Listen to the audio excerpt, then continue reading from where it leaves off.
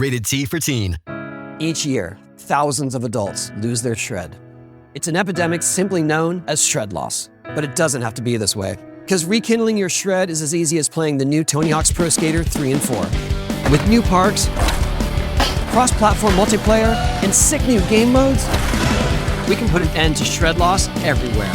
Get the new Tony Hawk's Pro Skater 3 and 4 and show the world that the shred's not dead. Get Tony Hawk's Pro Skater 3 and 4 available now. Ryan Reynolds here from Mint Mobile.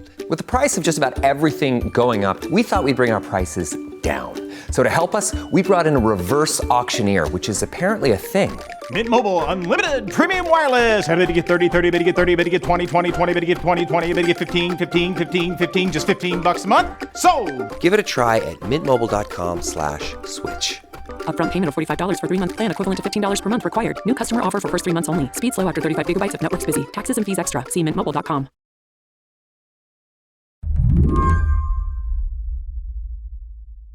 I had this experience this weekend where I tried to totally avoid work, but realized I couldn't escape. I went to a comedy show, a charity thing. David Cross was the headliner. And the biggest laugh he got was for a joke about the Democrats. Cross was like, you know when you go to the dog park and there's that one dog that's totally terrorizing everyone else, biting puppies, chasing people? And then you go to find the dog's owner, and they're like off in a corner, scrolling on their phone, absent-mindedly waving their hand like, cut it out, stop. Totally ineffective. Yeah, that owner, that's the Democrats right now. I'd venture that just about everyone in that room was a Democrat, or at least had voted for one. But this joke killed. The disappointment in this room, I think a lot of people feel it. And Slate's Ben Mathis-Lilley, he's got a theory about what ails the Democratic Party. It revolves around the gradual weakening of our political structures and the people who've stepped in to fill the breach. The result is something he calls strategist brain. I'll let him explain. We have these campaign strategists who are really good at making television ads. And that's great. The problem is that, like, the television ad is not the solution to every problem. When Ben says strategist, trust. You know exactly who he is talking about. He means people like James Carville, the Clinton advisor, who some people call the Ragin' Cajun. He means pollsters like Mark Penn and David Shore. Basically, if you are a regular on cable news, Ben's talking about you. And strategist brain, Ben says, is not just about the strategists. Ben started pulling on all these other threads, not just from political science, from economics, too. And then I read another book called The Unaccountability Machine about how organizations fail in modern times and how and why they fail, and specifically the way they fail by orienting themselves around sometimes one specific number that they use as kind of an excuse for not doing any other planning. And I was like, well, this kind of reminds me of the Democrats, too, and the way that they are obsessed with their polling numbers and doing and saying things that poll well at any particular moment, only doing those things. So do you think the Democratic Party is a failed organization? I think in many ways they are. And I think that, the way that you can explain it is just like, look who's president, right? Today on the show, Ben's argument for why Democrats just do not understand the assignment right now. Is there a way to fix it? I'm Mary Harris. You're listening to What Next? Stick around. Decisions made in Washington can affect your portfolio every day. But what policy changes should investors be watching? Listen to Washington Wise, an original podcast for investors from Charles Schwab, to hear the stories making news in Washington right now. Host Mike Townsend, Charles Schwab's managing director for legislative and regulatory affairs, takes a nonpartisan look at the stories that matter most to investors, including policy initiatives for retirement savings, taxes and trade, inflation concerns, the Federal Reserve, and how regulatory developments can affect companies, sectors, and even the entire market. Mike and his guests offer their perspective on how policy changes could affect what you do with your portfolio. Download the latest episode and follow at schwab.com/WashingtonWise, or wherever you listen. This podcast is brought to you by Progressive Insurance. Fiscally responsible, financial geniuses, monetary magicians. These are the things people say about drivers who switch their car insurance to Progressive and save hundreds. Because Progressive offers discounts for paying in full, owning a home, and more. Plus, you can count on their great customer service to help you when you need it. So your dollar goes a long way. Visit Progressive.com to see if you could save on car insurance. Progressive Casualty Insurance Company and Affiliates. Potential savings will vary. Not available in all states or situations. First things first, a little history lesson. Ben Mathis-Lilley started out by telling me about a book called The Hollow Parties, which was pretty essential to his reporting. Because Ben pinpoints the beginning of strategists' dominance in the Democratic Party to the party itself becoming weaker. I asked him to break it all down for me. So it all comes to a head for the Democrats at the 1968 convention in Chicago, which is a huge player in that convention is Richard Daley, like probably the most famous machine politician in the United States history. And he and Lyndon Johnson, who is not even running for president anymore, kind of like just decide what the Democratic platform is going to be because they have so much influence over these delegates. And they just say the Democrats are still going to be pro-Vietnam War, basically. And there's literally rioting and violence outside as there are protests against the war. You know, that's where the Chicago 7 trial comes from. And the Democrats, to their credit, say, like, you know what, this is not really working. Like, we obviously have a gap here between what our voters want and what the officials in our party want. And so the solution to that is just to make essentially binding primaries. So from there on out, if you get the most votes in the Democratic primaries in Iowa, New Hampshire, and all the other states, you're the nominee. That sounds super democratic. Exactly. Yeah. Like all of this stuff is a good idea in theory. But then, you know, it has some downsides because eventually, and then this is what happens over the course of the next few decades, people stop becoming involved in local Democratic politics. The number of people who call themselves Democrats falls by like 20% just because Democrats aren't like a local thing anymore for a lot of people. And there's other reasons for that, too. It's not just the primaries. It's like the kind of the idea from the book Bowling Alone from the early 2000s, like people move to the suburbs, TV, you know, they have televisions in their houses. They're not, you know, they're just not part of local organizations as much anymore. I started reading Bowling Alone recently, and it really is shocking to kind of realize how much the parties were run on people for a long time. And then they all of a sudden became run on money. Like money basically replaced the people. Yeah, exactly. And I think like a great example of this is like me and my grandmother. I have a grandmother who's actually still living and she lives in Iowa, and she lived her whole life in Iowa. And the way she was involved in Democratic politics is she was a poll worker, and she had a connection, and that goes back to the 1950s when she was involved in local Democratic politics in Dubuque, Iowa, you know, and she kept doing that until a couple of years ago. So she was like on the ground talking to other people at these, you know, at the primary or at the caucus and at the general election. So she just knows people in her life who have like kind of an organic connection to that party. Have you ever done that, Ben? I've never worked at a poll, and the way people, generally speaking, you know, I don't donate to candidates because I'm a political journalist, but people, you know, my friends, the way they engage with politics is like they see something online, they get either mad or inspired by it, and they donate money, right? They click on Act Blue or whatever, and that's the way that like most political activity actually happens now, and that, you know, ties into the rise of television and the decline of these formal parties. Like a lot of what politics is now is channeling money from either a small donor on their computer or a big donor who lives in New York or San Francisco, channeling that into an advertisement that goes out at election time in a place like Dubuque, Iowa, where maybe 50 years ago it was going to be done by local volunteers, much more done by local volunteers and local connections. So you can see how everything you're talking about works, right? Like I think about there's this giant pool of money essentially in politics now. It has to go somewhere. And I feel like that's where the strategists come in, right? They're like, okay, we can spend this money. We can figure it out for you. Yeah, exactly. And so there was another political science professor I talked to for the piece is Gregory Martin at Stanford. And I think he was the one who pointed me to the statistic. But if you look at political spending in 2024, the whole shebang, the $16 billion was spent and reported to the FEC. And only $500 million of that went through the actual Democratic Party. Presumably the Republican Party took another $500 million or so. But that's all the money that's getting spent, mostly on presidential election.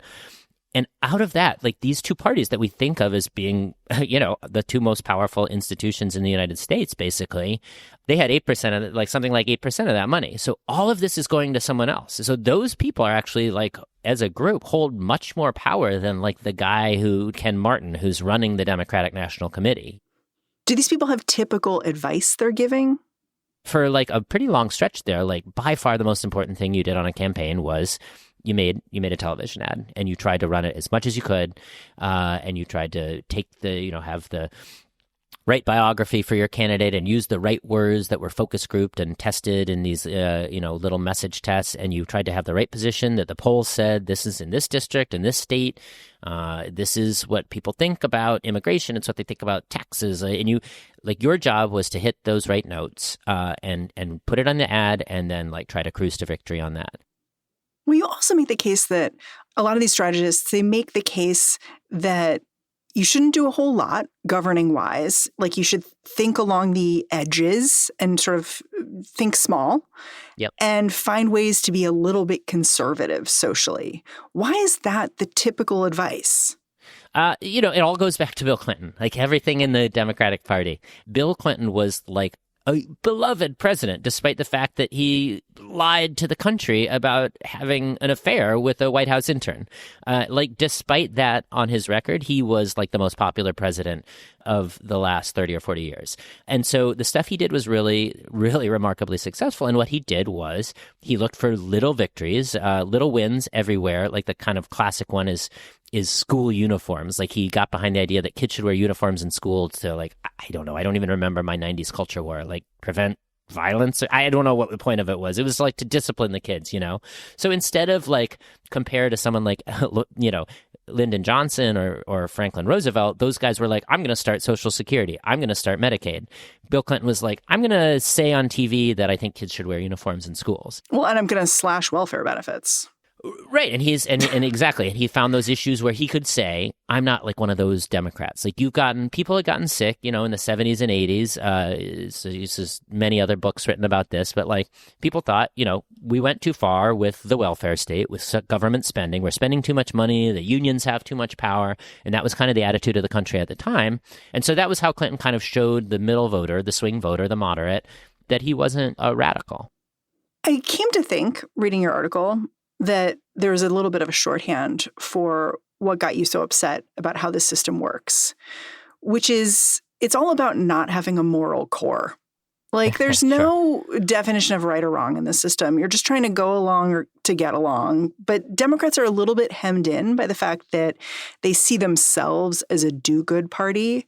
Right. So it makes the advice from these consultant types wishy-washy. Like you're saying, don't do too much, but don't overstep the line. It's like you can't fully embrace the kind of cut spending to the bone kind of thing. But at the same time, you can't fully embrace being the do-gooder either. And that leaves you in this weird middle place. Yeah, and admittedly, like, I don't think I could, I don't know if I'm not going to fix the Democratic Party myself. Like, it's a tough spot to be in, absolutely. Like, it's a challenge. But I think that you see some places where maybe it should have been obvious to them. And I think the one that it really stands out to me is the Iraq War. Tell me about that. There was a retreat that the Democrats had, or a conference they had, or they went away for the weekend. And this is after 9/11. And the people who were reading the polls, the strategists said, like, look, the public is behind George W. Bush on foreign policy. If you disagree with George W. Bush on foreign policy right now, that is political suicide. Don't do it, So like that was like explicitly the lesson that they took away from what public opinion said. And then George W. Bush was like, I want to launch this war in Iraq. I think there are nuclear weapons there, but actually no one else believes this. And Democrats kind of like were looking around the room and were like, well, I guess we have to do this because that's what the polls said, right? And notably, there were like one or two Democrats who stood up, right? And were like, no. There was a few, yeah. I mean, there was like a contingent in the House, and there were certain senators. And one of them was named Barack Obama, elected in 2004, so like slightly after it would have done any good. But there are people in the Democratic Party who were like, hang on a minute, like this is a really bad idea. Like we're going to look, frankly, like we have terrible judgment in a few years because this guy is not going to prosecute the war in a way that puts America in a better place, and it wasn't like no one was saying that at the time. And so, but people like Hillary Clinton felt like they had to show that they were tough. They're not the typical image of the Democrat is like going back to the 70s is like a hippie, or whatever. And so they had to prove that they weren't that kind of Democrat. They had to appeal to the median voter, and they made what was just a giant catastrophic error, not only for the country, not only for the world, but for their own careers. Did they ever really reckon with that? I don't think so. I think they're heading into doing the same kind of things right now when they say we don't want to talk about authoritarianism because it's too inaccessible, it's too abstract to the average person, or we need to focus on kitchen table issues instead of the case of Kilmar Abrego Garcia and some of the violations of the Constitution and due process that are happening under the Trump administration. They don't really know what the underlying idea, like why are they running for office? Why do you want to be in government? What do you want to do with the government? And that's what I talk in the story to Jay Inslee, who was the 3-term governor of Washington. He was in the House of Representatives before that. And I was really happy that I was able to get a hold of him because I think that's someone who you look back at his career in politics and you say, this is not someone who was necessarily known for being, he wasn't like the AOC of his time. Yeah, not a firebrand. Yeah, not a firebrand, not a radical guy, comes from rural Eastern Washington, originally small town prosecutor, not a snob, not an elite. And yet he made good decisions on a lot of these issues. The Iraq War, he said, this is a bad idea. We shouldn't do this. When Clinton was being impeached, and a lot of Democrats were kind of running scared and saying, maybe they have a point about Bill Clinton. He came out, he ran for Congress that year and said, this is a waste of time. This is, his personal behavior may be abhorrent, but it's not really what we need to spend 2 years doing with our government. So what allowed him to do that? And what he said, I said, well, how'd you do it? And he was like, well, I said what I thought, like it was kind of a dumb question to him. He didn't say it. It was very friendly. Pretty basic. Yeah, but he's just like, well, I run for office because I want to do certain things and I have an idea of what the country should look like. I mean, it was kind of like, it was like real July 4th stuff. It was just like, yeah, I know what I think America should look like. So his other example is like when Trump got into office the first time and issued a ban on travel into the United States from all these majority Muslim countries, the Muslim ban. He said, I just heard about it and I turned my car around and I went to the airport because there was a protest. And I thought, I need to be part of this. We'll be right back after a quick break.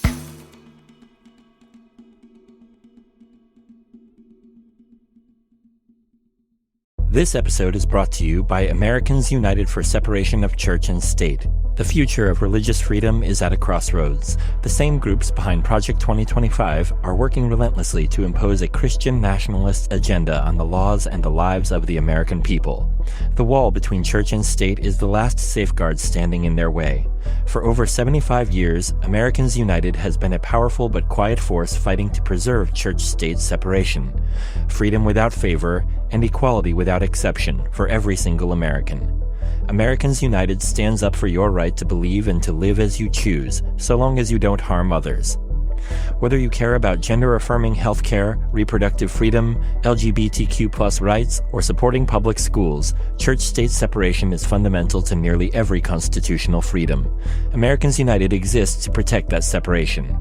You can take action and join Americans United today by donating any dollar amount, and your support will be doubled. Join Americans United and help defend the fundamental freedoms that protect us all. Learn more and join the fight at au.org/slate. au.org/slate. Decisions made in Washington can affect your portfolio every day. But what policy changes should investors be watching? Listen to Washington Wise, an original podcast for investors from Charles Schwab, to hear the stories making news in Washington right now. Host Mike Townsend, Charles Schwab's managing director for legislative and regulatory affairs, takes a nonpartisan look at the stories that matter most to investors, including policy initiatives for retirement savings, taxes and trade, inflation concerns, the Federal Reserve, and how regulatory developments can affect companies, sectors, and even the entire market. Mike and his guests offer their perspective on how policy changes could affect what you do with your portfolio. Download the latest episode and follow at schwab.com/WashingtonWise, or wherever you listen. This episode is brought to you by Americans United for Separation of Church and State.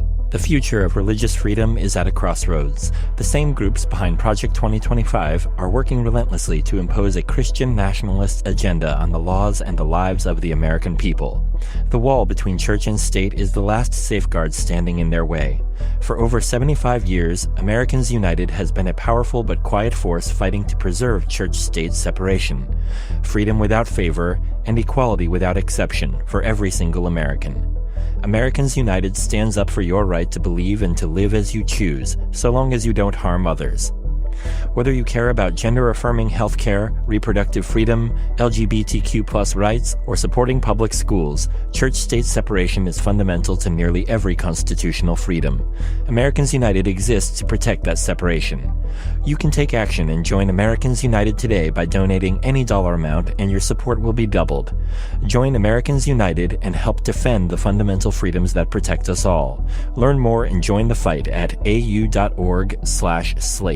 au.org/slate. So Ben has his theory of what's ailing the Democratic Party.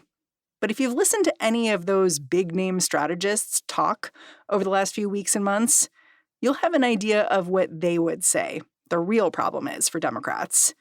They call it the groups. The groups is a kind of shorthand. It's how power players in Democratic circles talk about advocacy groups that push to set the party's agenda on all kinds of issues. So for immigration and criminal justice policy issues, Democrats are close with the ACLU.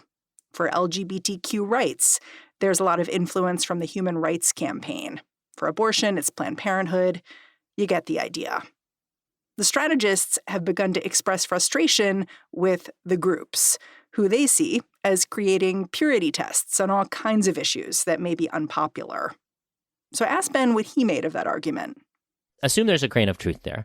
I mean, I think the example that keeps getting brought up is that Kamala Harris filled out a questionnaire for ACLU in 2019 in which she said that she supports gender reassignment care for inmates, for people who are imprisoned.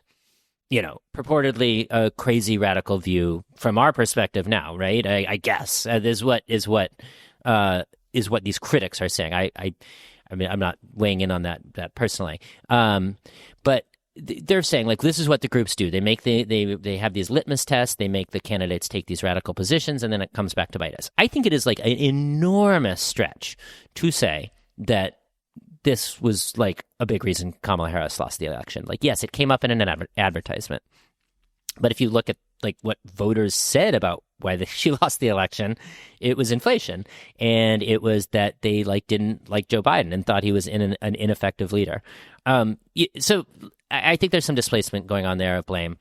That said, like I try to point out in the piece, the way that you avoid getting sucked into a radical position on immigration or LGBTQ rights is, again, have a sense of who you are before you look at the polling numbers. Like the polling was going left in 2019.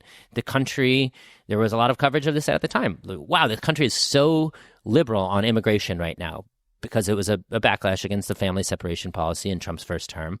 So like the Democrats that did this, like they thought they were being strategic because they thought they were following the public opinion. So what I would say back to that criticism is just like, okay, then if you don't want to be dragged to the left by the groups or whatever, like make up your mind about who you are. Make up your mind first and then go into the meetings with these people and then look at the polls. Yeah. The other thing I kept thinking reading your piece is that you talk a lot about the weakness of the political parties. And I kept wondering, like, there's an opportunity there, actually.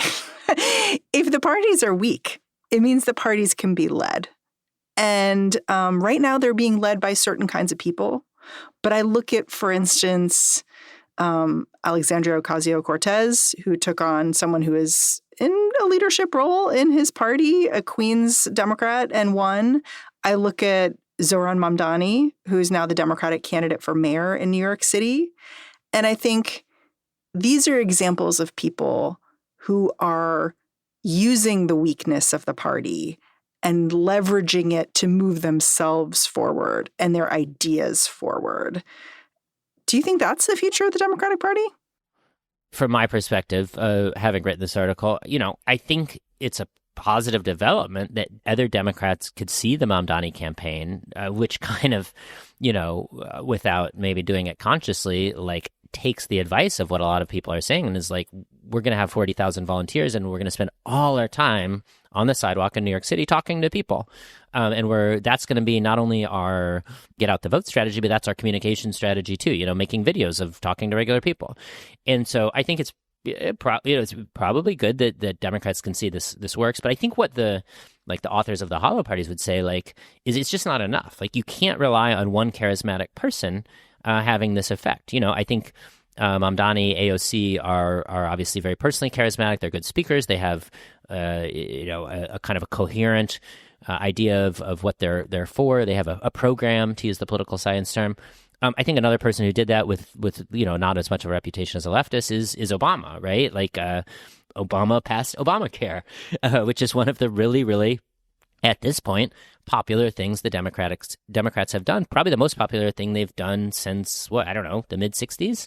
But at the time, that was unpopular, right? So, this was a person who said, I am confident enough that this is the right thing to do for the country and for the party in the long term, that, we're going to, take the kind of take the medicine in the short term of passing this thing that kind of upends the medical system. But in the long term, this is going to be a really good thing to be able to run on. Democrats will protect you from getting kicked off your health care because you got sick or being denied health insurance coverage because you had a pre-existing condition.